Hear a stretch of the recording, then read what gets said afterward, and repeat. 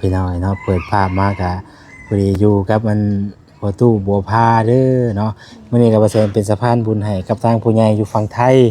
เนาะเพิ่นชื่อว่าจามจุลีพี่น้องเอ้ยเพิ่นฝากเงินมาให้พอตู้บัวพา200เนาะที่มีเเงินหลายเงิน เนาะ เงินตื่ พอน ตู้ ให้นางกินนางทานเด้อปรารถนาสิ่งใดก็ขอให้สมความมุ่งมั่นปรารถนาทุกสิ่งทุกประการเด้อ โอ้ยโดย ที่สีวะมูมะมูลมาลูกเอ้ย โดย ขอให้ทรัพย์สินสมบัติเงินคำหลั่งไหลมาคือใส่ได้แรงอย่าบุกเป็นหาจะขาด พรเนี่ยพี่น้อยเนาะ ให้มีแต่ความสุขความเจริญขอให้เจ้าเป็นผู้นำคนเด้อในขันต่อไป โดย ผู้มีจิตใจเมตตากรุณา มีความเมตตาสงสารคนว่าจะไปขอให้มีแต่ความสุขความเจ สา ริญ ธุโดย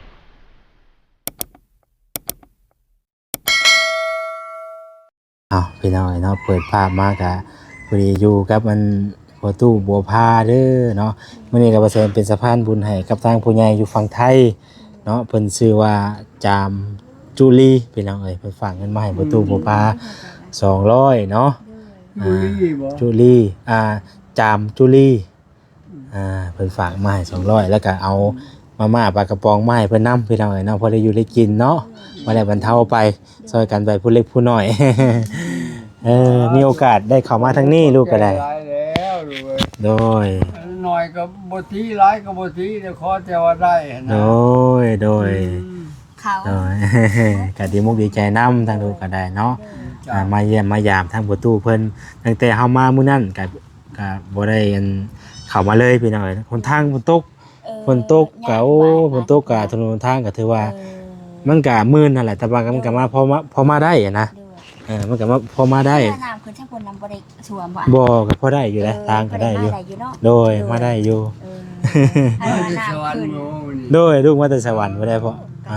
ยังสิครับอีก แม่นสิกลับพุ่นแล้วพากันมาออกมาแต่บ้านดอนกองบ่เคยไปบ้านดอนกอง เคยไปอยู่บ้านเราก็ เคยไปที่บ่เคยไปแต่ไปหยังแต่ก่อนไปเล่นไปหยังนี่บ่หรือว่าใด แล้วทางเข้าใจอยู่บ่แล้วทางเข้าใจอยู่บ่ทางมออ้ายบ่ได้ยินบ่ ทางใกล้เราบ่ได้ยินแล้ว แต่ก่อนไปหยังบ้านดอนกอง มาเป็นทหารนี่แหละ เอาลงก็ได้ประตูเอาเงินลงก็ได้เอาลงเอาไว้แล้วก็ได้ อร่อยแล้วก็ได้นั่นนะ ไปยังตะกี้อ่ะประตู เป็นทหารนี่แหละ ไป ไปทั่วแหละพอนี่ ไปทัวร์เลยมันบ่ เพราะอัตปื้อบ่แหละ อ๋อทัว บ ร์ ริอาณาจะปากซองบริเวณ อ๋อ สารวัตรอัตปื้อไปหมดเลย ไปทัวร์เลย ไปทั่วเลยแถวบ้านเฮานี่ผู้สังแห่ผู้สังแห่ก็ได้ไป แสดงว่าไปได้หมองอยู่เลยเนาะ เอาว่า ได้ยินแต่กันยังน้อยเกิดมาว่าผู้สังแห่บัดนี้บ่เห็นบัดเห็นนี่เห็นมือเป็นทหารที่เขาเป็นนายคู่ก็บ่เห็นของมันเป็นนายคู่ได้สอนอยู่เวียงปีหนึ่งเขาส่งมาสวรรค์เอ้าเฮ็ดไดจะส่งเมื่อสวรรค์เอ้าบ้านเจ้าอยู่สวรรค์ก็เมื่อสวรรค์แล้วเมื่อสอนอยู่บ้านเจ้าเลยว่าเว้าบ้าจังไรคือว่าจังไรเนาะบ่เป็นเขาบ่อยากเมื่อเด้บ่จักมันม่วนมันยังติดแก่ติดเสาก็ถึกแล้วแถวบ้านหอมจีนเพียโอ้ยบ่อยากเมื่อจะดีโอ้ยพอดีอันนั้นปิดภาคเฮียนกับหมายความว่าเขาประกาศของเฮียนในร้อยสำรองรุ่นที่5ได้บาดนี้ประกาศทิ้งเตรียมไว้แล้วใบละเกิดอีกทั้งนั้นมีพร้อมใบละเกิดใบยังยืนกิริยาเลยตะกี้บาดแล้วผลจะท้ายมากเลยไปยืนกัน เขาก็รับเลยก็ฮอดนิ้วมือไปเช็งเขากับบอกไปไปเอาเลขโต๊ะก่อนอยู่เสนาธิการภาค ถือว่าเรา ไปแล้วก็ ต้อง ฮอด จำ มือ ดี เช็ง เนาะ ก็ไป เรา เช็ง จำได้เบิดเนาะ จำได้หมดอย่างนึงเลยว่ากินเขาบ่ได้กินดูนานได้เรื่องว่ากินแล้วข่าวเพราะว่ากูกินเขาอยู่บ่ล่ะกินอะไรได้อีพอแล้วอะไรกับที่ผ่านมาเนี่ยตัวนั้นยังจำบ่เลยเนาะ โดยจำหมดเลยกันนั่นน่ะ ลืมตะกี้ข้าว โดยกินเขาอาบน้ำน่ะลืมได้ เป็น อืม เนาะหายเพิ่นบ่เถื่อก็หายได้เลยนี่เนาะ พี่น้องเนาะก็ถือว่าทั้งเพิ่นก็ดูแล อยู่ อยู่ อย่างบ่มีความหวังยังหมดเลยอยู่ไปก็ แต่จังว่าบ่มีความหวัง อยู่ ประตู ไปกับลูกสาว2คนนี่ อืม ลูกก็บอกไปอยู่นำอยู่ ลูกอยู่ไส อยู่อัน ลูกอยู่ไสประตู อยู่สวรรค์น่ะ อ๋อ มันเฮ็ดอยู่ ลูกประตูมีลูกจักคน ได้มีลูก5คนแหละมันน่ะ ห้า บ่ คนบ่ ยังแต่2คน อ้าย น่ะยังแต่3คนนะก็สิว่า ผู้หนึงก็บอกจักเลยไปเวียงจันทน์เป็น10ปีบ่ได้รับข่าวเลย ยังแต่หมอลูกกกอันตะปื้อกับหมออยู่สวรรณเขตอยู่โรงงานโล เมาแล้วก็ อยู่โรงงานโลมา แต่ละคนก็มีลูก5คนบ่ 3นักสาวอันนี้ เสียผู้หนึง โดยเสีย ยังสี่ ไอ้เล่ยังสี่ บัดนี้ โดย บัดนี้น่ะอันแต่ละคนเพิ่นก็มีครอบครัวเนาะ ก็เราก็มีครอบครัวสอง อื อ้าย ม สอง เพิ่นก็มีครอบครัวของเพิ่นเนาะพ่อเนาะ เจ้า ลูกเต้าก็หลายเพิ่นบ่ตีเพิ่นแล้วเนาะแต่ละคน ผู้ห ก็ นึง ต่าง ก็เสียซะ คนต่างหาไปแต่ละคนก็ได้ม ผู้ที่2ฮะผู้ที่1อันตะปื้อผู้ที่2ผู้รอง อืม หมอนั่นเลยกินเกลือเรื่อยๆนั่นพอว่าแต่ห้องปึ๊บมาปึ๊บโลดหมอนะ พอตายซะ มันบ่ได้เพิ่งผ้าอาศัยอีก อืม อืม ไปเอาไว้ บ่มีไผแล้วยังแต่เฒ่าอยู่บริษัทโลมาค้ำมาแหล้ว อันเดียวนี่อยู่ เพิ่นไปเฮ็ดเวียกอยู่ ส หั่น วร บ่ รค์นี่กับผู้ที่สองก็อยู่อัตตปื้อผู้ที่สามบ่เว้าแล้วมันบ่เห็นเลย10กว่าปี โอ้ แล้ว ว่าแล้วก็แต่ละคนก็อยู่ไกลเนาะเพิ่นก็เพื่อสิเดินทางมาหา มีแต่ความสุขกายสุขใจเด้อลูกเอ้ยเป็นสิทธิมีเงินล้านเงินโกดเงิน สา ตื่น ธุ เด้อ เนาะส ให้ ม มี พร แต่ ทาง ความ ประตู สุข ก็ กา ได้ ย พ สุ ร ขใจ ให้มีแต่ความเจริญรุ่งเรือง อ่า ให้มีแต่ความสุขกายสุขใจ ประตู ทั้ง แล้ว ก ก็ ลางทั้งกลางเว้นกลางคืนอย่าจะให้มีความโศกเศร้าเสียใจ ให้มีแต่ความเจริญรุ่ง โด เรื ย อง สาธุประตู ปรารถนาสิ่งใดก็ขอให้ได้สมความมุ่งมั่นปรารถนาสมแล้วที่เจ้าเป็นพ่อคน มีจิตใจเมตตาเป็นผู้นำว่าจะไป เป็นผู้นำคน มีความเมตตากรุณา โดย อืม อ่า นี่แหละดูไว้ เจ้าบ้าน บ่พลรถประชาสีขาวประมาณนั้นเป็นเอาเนาะโอ้ยุงกะลายเนาะมียังได้กินตอนแรกมื้อนี้ โอ้ย มีอันกินในตะแลงไอ้ อืมต้มยังต้มหม้อยังใช่อันนี้น่ะ อันนี้หม โอ้ อย หมอน้ำกินเฉย พ่อเรากินปลากระป๋องได้บ่ ๆใจก่อน เอ มันใจ อนี่มีปลากระป๋อง เจ้า นี่ ของบ่ได้ไปเทื่อรอกกันมีแต่ทั้งหลายแล้วดีกว่า จะน่าอยู่ครัว ระวังในเด้อเจ้าก็เด้อ เลยแล้วว่างอยู่ เอ ค่ะ อ โอ้ยระวังแหล้วบ่ระวังตก อยู่หั่นน่ะ แข้งหักกาเข้ตายเขาว่า บ่มีเงินไปห้องหมอใดเว้ากันถึงขั้นนั้นนั่นนะ เอาก็จักสิ อืม โอ้ยพี่น้องเอ้ยเนาะ แป้นนี่ ให้ ก็ ภาพบรรยายเอาพี่น้อง แค่มี เนาะ ผู้ ถ้า เฮ็ เฮา ด ก็บ่จักสิเว้าได้ใดน้ำมันเจ้าเอาใช่บ่ใช่ น้ำเอากอกเอาอยู่กลาง อ๋อ ป้าฮะ อ๋อ เลยขึ้นมา เอ้า ใบหนึ่งเขาที่ น้ำประปาบ่ น้ำประปาก็มีน้ำสร้างก็มีได้ฮะ โอ้แถวนี้มีน้ำประปา เออ นี่ใส่ได้อาจจะ เอออ้าววันนี้เฮาเสียเท่าไหร่จ้ะแต่ละเดือน เชียร์กระลาอยู่ไหนเย็ดชีพเดือน อ๋อเฮา เป็น แต่ว่าเฮาส่วนหลายเฮาก็บ่ได้ใช้น้ำหลายบ่ ไม่ใช่น้ำลายมันจะเป็นร่องอาบเท่านั้น อ๋อมีแต่ใช้ซอยแบบธรรมดานี่ โดย แบบหนึ่งข้าวหนึ่งน้ำนี่ โดยเกิดขึ้นมาหนึ่งคอยหนึ่งหน้า โอ้ ขั้นที่เว้านี่ใช้เดือนหนึง4เม็ดก้อนเท่านั้น อืมบ่ได้ก็เฮาบ่ได้บ่ได้ค่อยใช้น้ำหลายเนาะคันแบบเฮาเปิดแบบนั้นนี่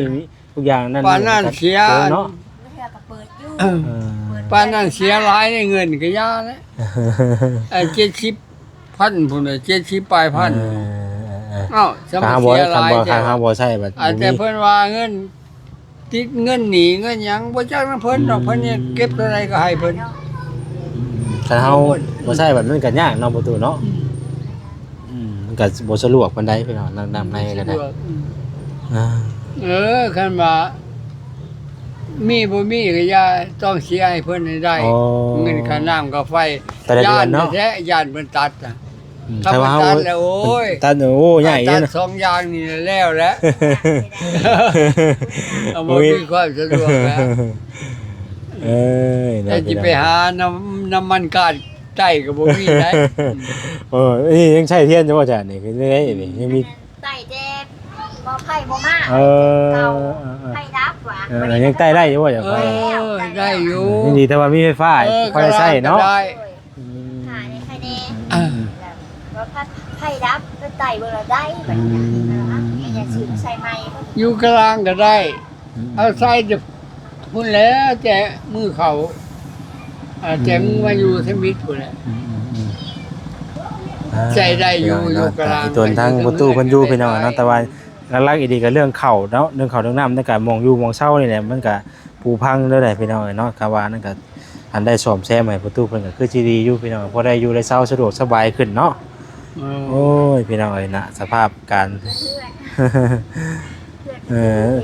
อน หลังทานบ่นี่น่ะ โดยดังทานอันนี้นะ อืม ดังทานในดังพื้นแน่ หลังทานทางพื้นแน่เนาะ ทานพื้นมาดัง เออเจ้าน่ะนอนอยู่นี้แต่ละมื้อติ นอนอยู่นี่ไงเอ่ย เพราะว่าผลบ่ได้ฮู้ว่าอยู่หม่องนี้ บ่ได้หัวได้ยินออก เอ นะ อ ไม่ใช่หัว นี่แต่มุมนี้มันพระบ่ โดดมันหัวลง เออมันพระ รู้แล้ว อ๋อ แต่มันหัวลงมาเพียงเมื่อแทนมันจะเอาไม่ใช่กับข้าวหัวในพี่อ่ะ ไปสามีแต่เท่านั้นน่ะเด้อประตูเด้ออยู่ดีมีแฮงเด้อเนาะ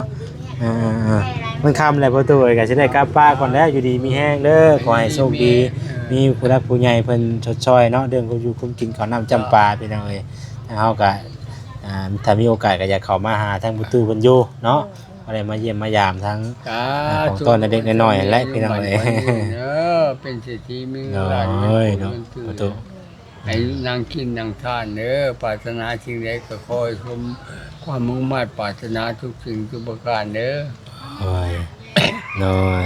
ที่สีวะมูมะมูลมาลูกเอ้ย โดย ขอให้ทรัพย์สินสมบัติเงินคำหลั่งไหลมาคือใส่ได้แรงอย่าบกเป็นอาจจะขาด พรเนี่ยพี่น้องเนาะ ให้มีแต่ความสุขความเจริญ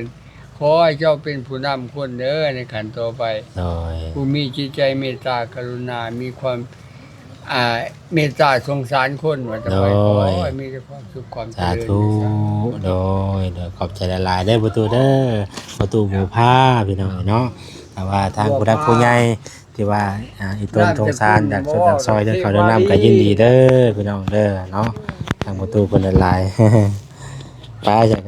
ครับก้อนบาทนี้ โอ้ยขอบุญใจหลายเลยมีแต่ความสุขกายสุขใจ โดย มีแต่ความเจริญรุ่งเรืองเด้อในชีวิตของเจ้า เนาะโบ ความทุกข์ยากลำบากขาดเกินยายสิมี โด ยาย ยสิพบสิเห็นได้รู้ โดยสาธุประตูพอแต่สิ่งดีๆเนาะ ให้มีแต่ความสุขความเจริญรุ่งเรืองปรารถนาสิ่งใดให้ได้สมความมุ่งมั่นปรารถนา มีรถเก๋งรถเบนซ์อะไรอยู่ตามถนนหนทางคือบ้าน โด คือเมือง ย เขา สาธุ ให้มีแต่ความ ประตูแล้วก็ให้พรดีๆไปทางเอ้ยเนาะ ให้มีแต่ความเจริญรุ่งเรือง เออ เลย สาธุประตูเอ้ย พ่อเจ้าสนั่นแหละ โอ้ยขมุกขอบใจหลายๆเลยประตู อาจากแก้พ่อเนี่ย โดยโอ้ดีใจประตูเอ้ย โดย เพราะว่าแล้วพูดอย่าง แล้วมื้อหน้าอยากสิมาเยี่ยมใหม่ นาบัดได้พูดแล้ว ทางว่าค่ำพี่น้องเอ้ยสบายดีบ่เข้า มาดี ประตูแล้วดีใจแล้วไร แม่นบ่ แม่น เบิ้งก็จะขึ้นไปเบิ้งกัน โด เด้ ยไปเบิ่งของกันพี่น้องเอ้ยบ่จิตเนาะ โดย ลุงหลายเนาะบ่จิต โอ้คือเส้นแบบนี้บ่เนาะเดี๋ยวมื้อเนาะ ก็บ่อยู่ในมุ้ง กลับ บ่ มา ให้ อยู่ในมุ้งนี่อันตรายเด้อมันเป็นหยังบ่สิฮกบ่ มันหกแล้วก็มันมีพวกแล้วก็มันยามฝนในยามนี้ก็ได้อยู่ใส่กันนี้ อืม อยู่ใส่กันนี้นี่แหละเฮือนซาด้านแป้นเพิ่นก็พี่น้องเอ้ยเนาะกับประมาณ จัง นี้ หัวให้คักเจ้าไปเบิ่งได้บ่ ฮะ จังหัวนะ เป็นจังได๋ หัวข้างน่ะตัวอย่างไปทาง เป็นจังได๋บ่ มันชอดบ่ได้เลย ผู้พังหมดบ่เอาเป็นปลาซานซะก็ได้เนาะพี่น้องเอ้ยก็บ่มีหยังหลายมื้อนี้ก็ได้พี่น้องเนาะก็เอาอันนั้นแบบของต้อนแรกของต้อนแล้วก็ครับมันกับเงินบ่จิตเลยกับเงินทางผู้ใหญ่เพิ่นฝากมาเนาะเงินทางผู้ใหญ่เพิ่นฝากมาให้ทางผู้ตู้เพิ่นนี่แหละ200 บาทพี่น้องเพิ่นฝากมาได้หลายมื้อเติบไปแล้ว แต่ว่าก็ยังบ่ทันได้เข้ามาเด้ยังบ่ทันได้เข้ามาก็เลยยังบ่ได้เอามาให้เพิ่นพี่น้องเอ้ยเนาะก็มื้อนี้มีโอกาส มีโอกาสได้เข้ามาทางนี้ก็เลยพากันเอามาให้เล่าพี่น้องเนาะก็ขอบคุณขอบใจขอบคุณทั้งพ่อพี่น้องทั้งฝั่งไทยหรือว่า FC ทั้งฝั่งไทยเพิ่นฝากงบมาให้พี่น้องเนาะ200 บาทกันขออยู่ดีมีแห้งเนาะสุขภาพแข็งแรงเด้อปราศจากโรคภัยไข้เจ็บทั้งหลายทั้งปวงพี่น้องเนาะกับประตูเพิ่นก็ให้พรดีพี่น้องบ่มีหยังหลายเด้อพี่น้องเด้อทางเฮาก็จะได้ขอตัวลาไปก่อนหรือว่าทางเข้ามานี่ก็สุดโหดเติบแล้วพี่น้องเนาะขี้ตมบ้าโตโหดดีพี่น้องเนาะ ไปใส่ขั้นเดียวฉันสิทายทางให้เบิ่งเล็กๆน้อยๆเนาะพี่น้องเนาะขากลับออกไปเนาะไปพี่น้องไปต่อกันทุกคนเนาะ